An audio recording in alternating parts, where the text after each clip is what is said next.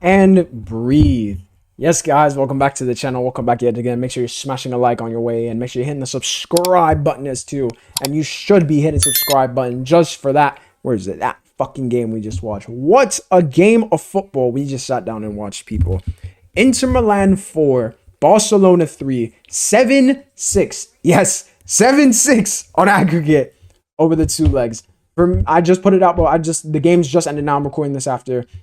And I have to do a reaction to this, bro. Are you crazy?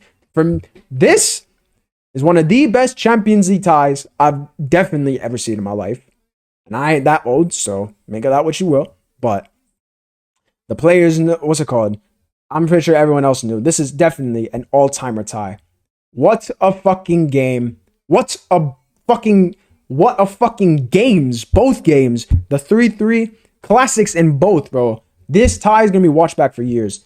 For me, this is the best. This tie is level. For me, I was watching the game, I said, this is the best tie I've seen since Real Madrid and Man City a couple of years ago when Rodrigo scored them 2 goals in the space of like a minute and a half. This now topped it. I said that during normal time. This has topped it. This definitely now tops it. What's a result for Inter? They were 2-0 up. 2-0 up at halftime. Lost their 2-goal lead in the space of 6 minutes.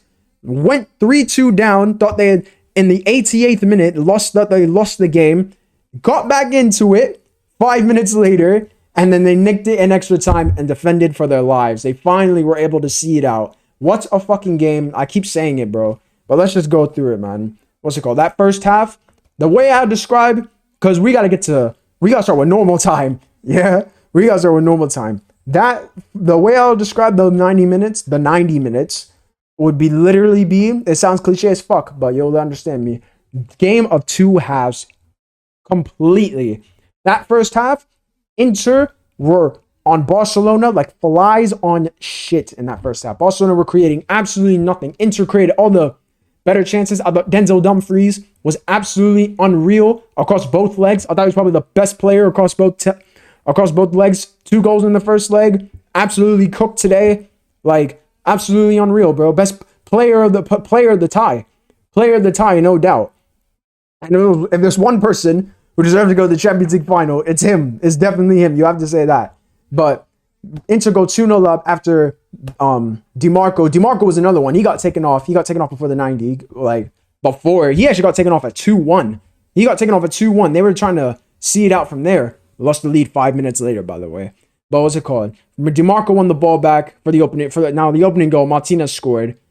Opening goal, DiMarco won it back in midfield. First time ball, takes 2 players out. Dumfries is in. He's got Martinez to his side. It's a very simple pullback, 1-0 Inter. Then Martinez evolved again. Another player probably didn't deserve to get taken off, but it is what it is. Not my manager, bro. But what's it called? Penalty for the second one. Definitely a penalty when I watched it back. In real time, I looked at it. I didn't think it was that much of a pen. But watching it back, seeing that my man literally got absolutely nothing of the ball and completely got his boot is definitely a penalty.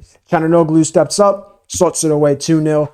Inter, what's it called? At this point, it's only halftime, by the way. It's only halftime, and you got the Inter bench already running to the corner flag. 5-3 up on aggregate, thinking that they're already going to be to the final. Woo, boy. We got so much more to get to from there. Second half now. Inter completely went into their shell.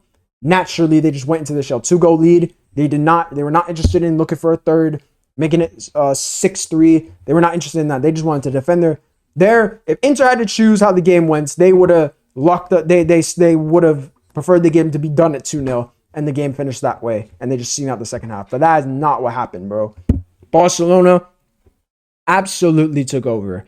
That left back they got, Gerard Martin. Second half, that guy absolutely cooked. That left-hand side, that Barcelona left-hand side was all him, bro. It was all him in that second half, mainly. In the second half, bro. He put in the ball for the first goal. What a finish that was by Garcia. I think he also did he run the cross for the second goal? He did. He did put the cross in for the second goal. He absolutely did. He did. Bullet header, Dani Olmo. And from 2-0 up, by the time it's the 60th minute, 15 minutes in the second half, this game is 2-2 and absolutely deadlocked again. And I'm like, what the fuck is going on? And more importantly, I'm going, what's next? After that, Barcelona siege. Yamal's picking up the ball, running between players, hitting the post. The guys having shots. Summers making world-class saves.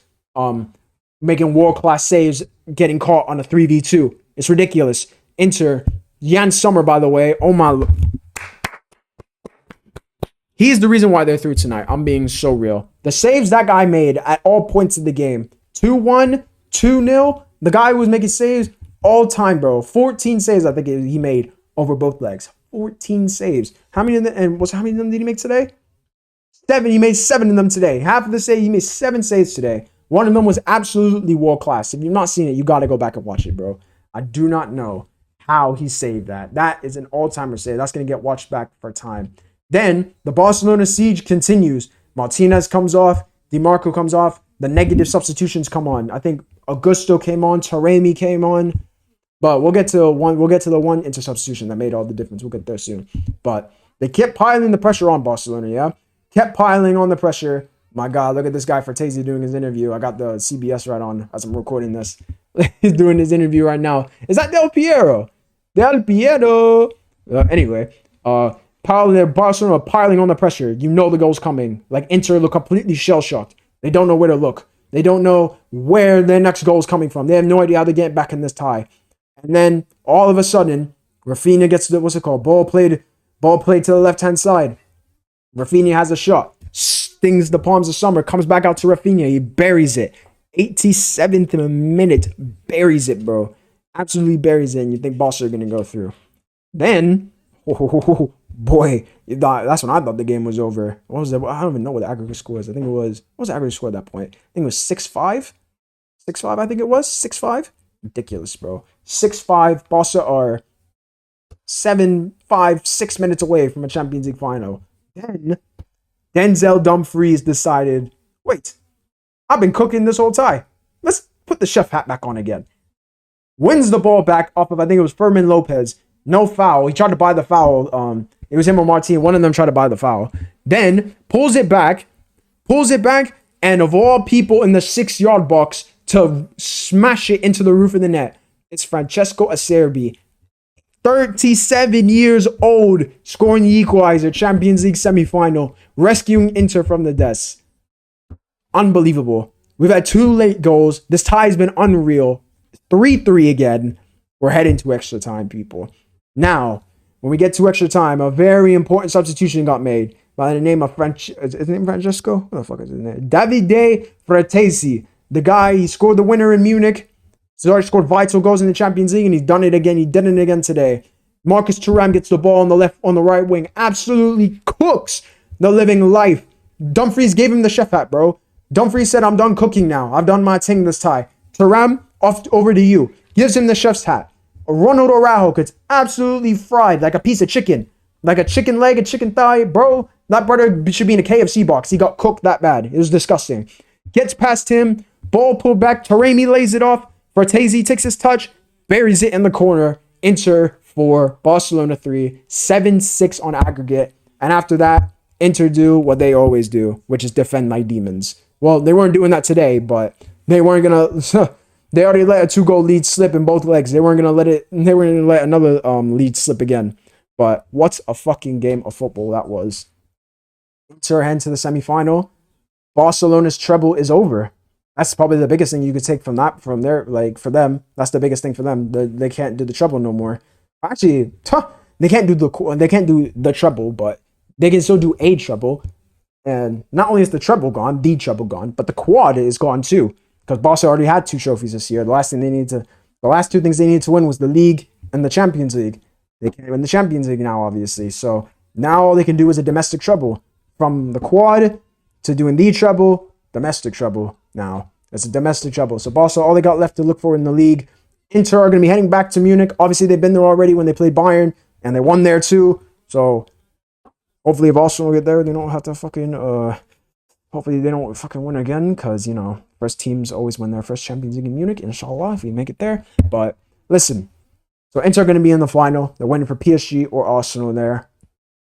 I beg we make it, bro. I beg we make it. We've already played Inter this year and lost.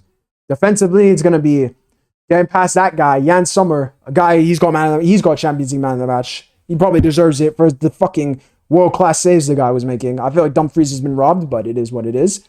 But listen, man. Inter through to the semi-final. Huh, nope.